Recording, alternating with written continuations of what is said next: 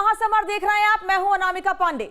नमस्कार, मैं हूं राहुल राजपूत। 22 का महासमर में सियासत की हर खबर समेटे हम एक बार फिर हाजिर हैं। आज समझने की कोशिश करेंगे क्या विकास का अयोध्या मॉडल 22 में विजय दिलाएगा। राहुल गांधी के आम वाले बयान पर राजनीति क्यों रफ्तार पकड़ रही है और क्या राहुल गांधी के बयान का खामियाजा 22 के महासमर में कांग्रेस को उठाना पड़ सकता है। इसके साथ ही बात होगी दस्य सुंदरी और पूर्व सांसद फूलन देवी के नाम पर करवट ले रही राजनीति पर, जिसके आश्रय कई सियासी दल निषाद वोट बैंक को रिझाने की कोशिश कर रहे हैं।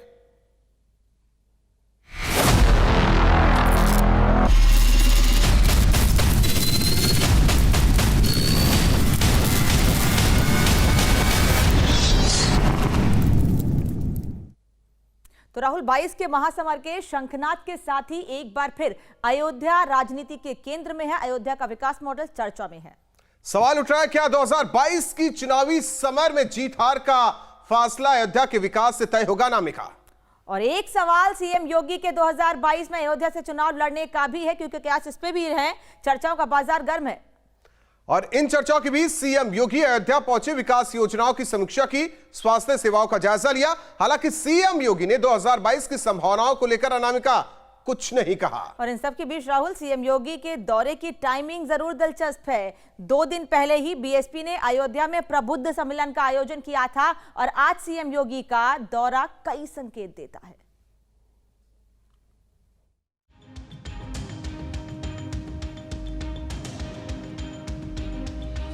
क्या 2022 में सत्ता का रास्ता अयोध्या से होकर गुजरेगा? क्या अयोध्या के विकास का मॉडल विधानसभा चुनाव में सत्ता तक पहुंचने का आधार होगा? ये सवाल इसलिए क्योंकि 2022 के सियासी समर के शंखनाद के साथ भगवान राम की नगरी अयोध्या चर्चा में है। अयोध्या का विकास मॉडल चर्चा में है। 2022 में अयोध्या से चुनाव लड़ने की चर्चा के बीच आज मुख्यमंत्री योगी आदित्यनाथ अयोध्या पहुंचे, विकास योजनाओं की समीक्षा की, दशरथ मेडिकल कॉलेज का निरीक्षण किया, ऑक्सीजन प्लांट, कोरोना की संभावित लहर को लेकर व्यवस्थाओं का जायजा लिया। साथ ही संदेश दिया 2022 बीजेपी की सत्ता में वापसी तय है। 1947 से लेकर के 2016 तक 69 वर्षों में प्रदेश में केवल 12 गवर्नमेंट मेडिकल कॉलेज बने थे और पिछले 4-4.5 वर्ष के दौरान उत्तर प्रदेश में हम लोग 32 नए मेडिकल कॉलेज या तो बना चुके हैं या बना रहे हैं। अयोध्या में मंदिर के निर्माण के अलावा कई विकास परियोजनाओं पर काम चल रहा है।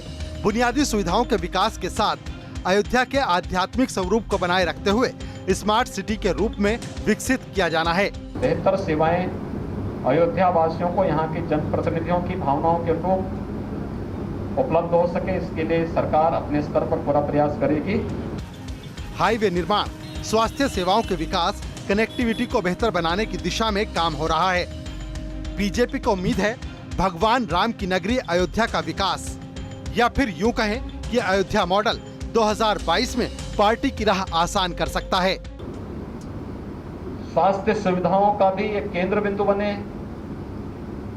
अच्छी यहाँ पर पर्यटन की सुविधाएं उपलब्ध हो सके, इसके लिए यहाँ के जनप्रतिनिधियों के साथ मिलकर के केंद्र और प्रदेश सरकार उन कार्यक्रमों को तेजी के साथ आगे बढ़ाने के लिए प्रतिबद्ध है। अब 2022 में अयोध्या मॉडल क्या रंग लाएगा, अभी ये कहना मुश्किल है, लेकिन अयोध्या का सियासी बिसात पर महत्व क्या है, इससे सभी सियासी दल वाकिफ हैं। अब सवाल ये, क्या अयोध्या 2022 की सियासी बिसात पर राजनीति की धुरी बनने वाली है? क्योंकि चर्चा ये भी है कि सीएम योगी आदित्यनाथ खुद अयोध्या से चुनाव लड़ सकते हैं। ये बात और है कि अभी इस खबर की आधिकारिक पुष्टि होना बाकी है। Team news state. और हमारे साथ सहयोगी अविनाश जुड़ रहे हैं। अविनाश, जैसे कहा जाता है कि दिल्ली का रास्ता उत्तर प्रदेश से तय होता है, होकर जाता है, अब लग रहा है लखनऊ का रास्ता अयोध्या से ही होकर जाएगा और ये अयोध्या में दिखाई देने लगा है। बिल्कुल राहुल, देखिए इसमें कोई दो राय नहीं है कि अयोध्या उत्तर प्रदेश में राजनीति की एक प्रमुख केंद्र बिंदु रही है और जिस तरीके से अगले चुनाव को लेकर यहाँ पर सियासी हलचल देखने को मिल रहा है, उससे एक बात बिल्कुल साफ हो जाती है कि आने वाले समय में उत्तर प्रदेश की राजनीति में अयोध्या की एक महत्वपूर्ण भूमिका होगी। मैं इसलिए बोल रहा हूँ राहुल कि आपने देखा कि 2 दिन पहले इसी अयोध्या में बहुजन समाज पार्टी ने अपने चुनावी अभियान की शुरुआत की और आज चूंकि मुख्यमंत्री यहाँ पर थे, तमाम लोगों से उनकी मुलाकात हुई। अयोध्या के तकरीबन 2 दर्जन जो संत थे उनसे उन्होंने मुलाकात की, विकास कार्यों की समीक्षा की। लेकिन इस बीच ये चर्चा बहुत तेज हो गई है राहुल कि अयोध्या से मुख्यमंत्री 2022 में चुनाव लड़ सकते हैं। और जैसे ही ये खबर बाहर आई उसके बाद जो अयोध्या के तमाम साधु संत हैं उनकी प्रतिक्रिया भी सामने आ रही है। रामविलास वेदांती से मेरी बातचीत हुई, राजू दास से बात हुई, राजकुमार दास से बात हुई और तमाम संतों से यहाँ के बात हुई। उन संतों की यही राय है कि मुख्यमंत्री को यहीं से चुनाव लड़ना चाहिए और उसके पीछे जो वजह बताई जा रही है उस वजह ये बताई जा रही है कि अगर अयोध्या से मुख्यमंत्री चुनाव लड़ते हैं तो इसका एक बड़ा मैसेज आएगा, ना सिर्फ उत्तर प्रदेश बल्कि पूरे देश में मैसेज आएगा। और जिस एजेंडे के तहत भाजपा आगे बढ़ने की कोशिश कर रही है यानी कि हिंदुत्व का एजेंडा, उस एजेंडे को और ज्यादा मजबूती मिल सकती है। यहाँ के संतों की यहाँ तक राय है राहुल कि अगर यहाँ से मुख्यमंत्री चुनाव लड़ते हैं तो भारतीय जनता पार्टी को बड़ा फायदा मिलेगा पूरे देश में और यहाँ से चुनाव लड़ने का एक असर यहाँ के जो आसपास की जो तमाम विधानसभा सीटें हैं उस पर भी देखने को मिलेगा। तो निश्चित तौर पर कह सकते हैं कि जिस तरीके से सियासी हलचल इस वक्त अयोध्या में देखने को मिल रही है उससे एक बात तो बिल्कुल साफ हो जाती है कि 2022 के चुनाव में अयोध्या की एक महत्वपूर्ण भूमिका रहने वाली है। वो दिखाई देने लगी अभी से। अविनाश, बहुत बहुत धन्यवाद इस जानकारी और बातचीत के लिए। चले बढ़ते हैं आगे। ऐसा माना जाता है कि राजनीति में कोई मुद्दा, कोई चेहरा, कोई नाम कभी पुराना नहीं होता और उत्तर प्रदेश की राजनीति में राहुल ये दिखाई भी देने लगा है। जाहिर तौर पर अनामिका, दरअसल 10 सुंदरी और पूर्व सांसद फूलन देवी के नाम पर सियासत करवट ले रही है। फूलन देवी की पुण्यतिथि पर आज निषाद पार्टी, वीआईपी और समाजवादी पार्टी ने शहादत दिवस मनाया। साथ ही निषाद समाज को अनुसूचित जाति में शामिल करने की अनामिका मांग भी उठाई गई। और माना ऐसा भी जा रहा है कि ऐसा इसलिए क्योंकि करीब 20 जिलों में निषाद समाज निर्णायक भूमिका में है। ऐसे में इन दलों को उम्मीद है कि अगर वो निषाद समाज को साधने में कामयाब होते हैं तो 2022 की राह आसान हो जाएगी।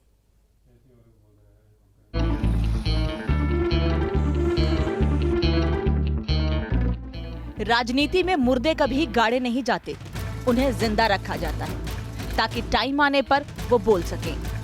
फिल्म राजनीति का ये फेमस डायलॉग यूपी की सियासत में फिट बैठ रहा है। विधानसभा चुनाव का वक्त है, ऐसे में पूर्व 10 सुंदरी और सांसद रही फूलन देवी को लेकर सियासत गर्म है। सवाल ये है कि जो स्वयं फूलन देवी जब संसद से निकल रही थी, जिसने उनकी हत्या की, आज सत्ता पक्ष में जो उस व्यक्ति को जो संरक्षण मिल रहा है, ये सब बहुत बड़ा सवाल है कि जो स्लोगन भाजपा सरकार देती है कि बहुत हुआ महिलाओं पर अत्याचार, अब की बार भाजपा सरकार, तो ये सवाल कर रहे हैं कि आज वो जो संरक्षण दे रहे हैं, ये आपका स्लोगन अब कहाँ गया। Samajwadi party, Nishad party, VIP जैसे राजनीतिक दल और निषाद समाज से जुड़े संगठनों ने आज फूलन देवी का शहादत दिवस मनाया। इस दौरान इन दलों ने निषाद समाज को अनुसूचित जाति में शामिल करने की मांग उठाई कि निषाद समाज के साथ भारतीय जनता पार्टी की सरकार सदैव धोखा कर रही है। चाहे 17 जातियों को पिछड़ी जाति से अनुसूचित जाति में आरक्षण देने का सवाल है या आज स्वर्गीय फूलन देवी के शहादत दिवस पे जो उत्तर प्रदेश के तमाम जनपदों में निषाद समाज के लोग, समाजवादी पार्टी के लोग फूलन देवी जी की प्रतिमा लगा करके उनका सम्मान करना चाहते थे। लेकिन चाहे चौरी चौरा हो, चाहे बनारस हो, चाहे मिर्जापुर हो, तमाम जनपदों में भारतीय जनता पार्टी योगी आदित्यनाथ की सरकार ने उन मूर्तियों को जब्त करके एक साफ संदेश दिया है कि वो निषाद समाज के साथ भारतीय जनता पार्टी नहीं खड़ी। कई जगहों पर इन पार्टियों से जुड़े कार्यकर्ताओं के पुलिस से नोकझोंक भी हुई। पहली तस्वीर वाराणसी की है, जहां कार्यकर्ता फूलन देवी की मूर्ति लगाने की तैयारी कर रहे थे। कार्यकर्ताओं का आरोप है कि उन्हें होटल में नजरबंद कर दिया गया है। सियासी संग्राम की दूसरी तस्वीर है मेरठ के हस्तिनापुर से, जहां फूलन देवी की मूर्ति स्थापित करने की कोशिश में लगे वीआईपी पार्टी के कार्यकर्ताओं को पुलिस ने रोक दिया। हमने एप्लीकेशन दी वहाँ पे मूर्ति लगाने के लिए, प्रतिमा लगाने के लिए, जिसमें कि अधिशासी अधिकारी और चेयरमैन साहब की पूर्ण रूप से परमिशन है इसमें। उसके बाद हमने विधायक के पास भी गए, पूरा समाज विधायक के पास गया था और विधायक को भी अवगत कराया था। विधायक जी ही इसका शुभारंभ करने वाले थे कल। अगर कोई दिक्कत होती तो वो इस चीज़ में बताते। वहीं गोरखपुर में समाजवादी पार्टी के कार्यकर्ताओं ने पार्टी दफ्तर में ही फूलन देवी की पुण्यतिथि मनाई। दरअसल यूपी में निषाद समुदाय की आबादी राजनीतिक रूप से काफी अहम है। यूपी में निषाद समाज के लोगों की आबादी करीब 5% है। इनमें काची, बिंद, मल्लाह और कश्यप जैसी जातियां शामिल हैं। निषाद समाज अति पिछड़ा वर्ग में आता है। पूर्वांचल में गंगा के किनारे वाले सीमावर्ती इलाकों में इनकी अच्छी पैठ है और 20 से ज्यादा जिलों में निषाद वोट निर्णायक हैं। निषाद समाज के प्रभाव वाली इन्हीं 20 सीटों पर छोटे दलों की नजर है और तमाम पार्टियों की कोशिश फूलन देवी के शहादत दिवस के बहाने अपने वोट बैंक को मजबूत करने की है। Team news state. लोकसभा चुनावों में एक सीट तक सिमट गई कांग्रेस को 2022 के चुनावी समर में वापसी की उम्मीद है, लेकिन उसकी उम्मीद को राहुल गांधी के एक बयान से बड़ा झटका लग सकता है। दरअसल राहुल गांधी के यूपी के आम वाले बयान पर अब राहुल राजनीति तेज हो गई है। जाहिर तौर पर बीजेपी नेता राहुल गांधी और कांग्रेस पर चौतरफा हमला साध रहे हैं।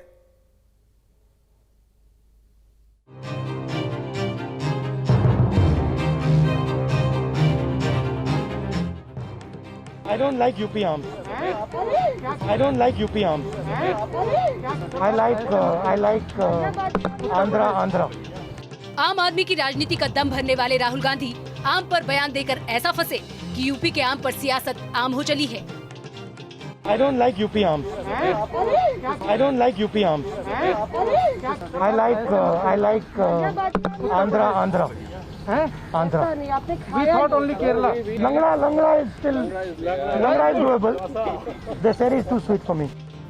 राहुल गांधी ने यूपी के आम को स्वाद के तराजू पर तौला था, लेकिन उनके मुखमंडल से जो निकला उसने क्षेत्रवाद की राजनीति को उस दायरे तक विस्तार दे दिया है जहां सत्ता में मौजूद बीजेपी को ये कहने का मौका मिल गया है कि यूपी को कांग्रेस पसंद नहीं।